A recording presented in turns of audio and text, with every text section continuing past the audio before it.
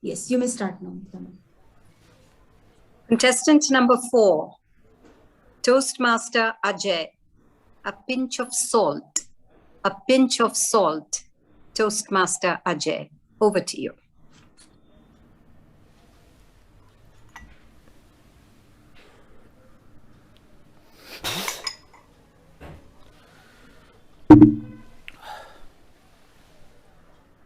It was Jyoti's birthday, and I was trying to impress her with a priceless gift, an opportunity to taste gourmet food crafted by a master chef who had received impeccable training from the finest culinary school in the world,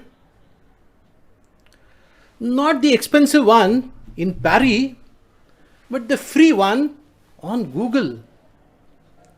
The dish being prepared by me that day was a gourmet soup from Turkey called Yayla Korbasi.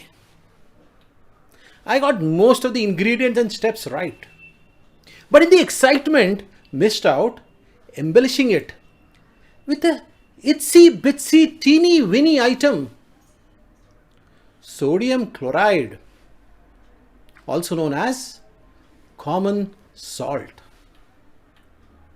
Contest chair and all the aspiring fellow gourmet chefs, good afternoon. What I had forgotten to add was a pinch of salt. Wait, isn't that an idiom where we should not believe something as it might not be accurate or true? But a pinch of salt, taken its literal form, can mean so much more. While cooking, it's such a small, insignificant ingredient, but its absence can desecrate a well crafted dish and make it tasteless, listless, and hopeless. Similarly, in most things in life, you can get 99% of the stuff right, but missing out on that critical 1% can be devastating.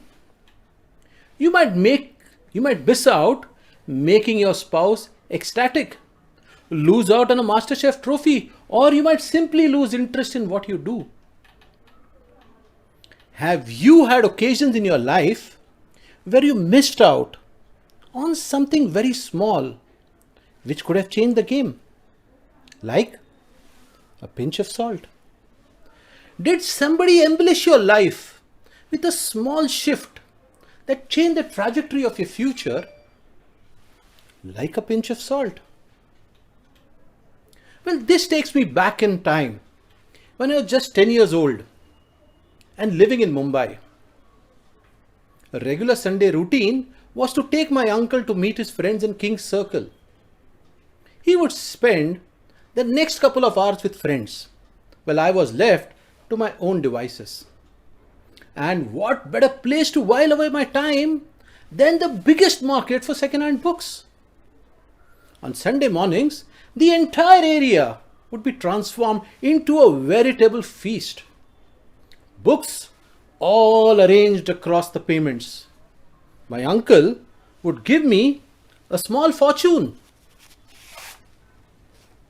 a 10 rupee note, which would make me feel like an Arab sheikh. And just like an Arab, I would go and haggle with the booksellers. And then I would distribute my largesse and get back 3, 4, sometimes even 5 books for that princely sum of 10 rupees. This was the starting point of a lifelong affair with the printed word. I spent endless hours with Enid Blyton, Alistair MacLean, Harold Robbins, Agatha Christie, Sidney Sheldon, Robert Ludlum, James Patterson. The list could go on and on. As the years went, my reading branched out into history, philosophy, astronomy, management, and many other subjects, which created a repository of knowledge in my brain that I could tap into. It gave me a new perspective of looking at things and situations, which helped me distinguish myself from others. My uncle gets full credit for sprinkling a pinch of salt, which spurred my journey as a bibliophile. Has anyone sprinkled a pinch of salt which spurred your learning? Have you sprinkled a pinch of salt, spurring learning in someone around you?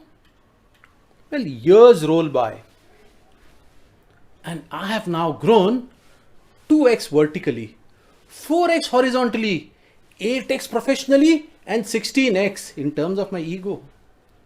Jyoti takes a break from a professional career to take care of our fast growing children and even faster growing husband.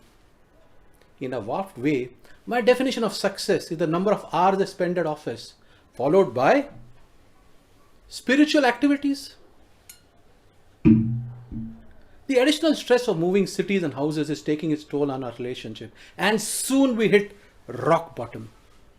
Our communication only alternates between verbal scrimmages and sibilant whispers. A kindly neighbor who observed these developments encouraged Jyoti to enroll into a meditation program. This program proved to be a turning point as she slowly started enjoying the meditation process. She benefited emotionally, physically, mentally. She volunteered at local events and made a lot of new friends. She even coaxed me to do the same program after a couple of years by organizing a course in our own house. The meditation program helped us to manage our emotions better, and this helped us throughout our life subsequently. The kindly neighbor suggestion acted like a pinch of salt which accelerated our personal growth. Has anyone added a pinch of salt that helped accelerate your own growth? Have you added a pinch of salt to accelerate someone else's growth? Whether it's a gourmet soup, love for books, or meditation practices, is that small ingredient, that small 10 rupee note, or that small thoughtful suggestion that acts like a pinch of salt and transform the final outcome. Light provides us with opportunities. Go ahead, add.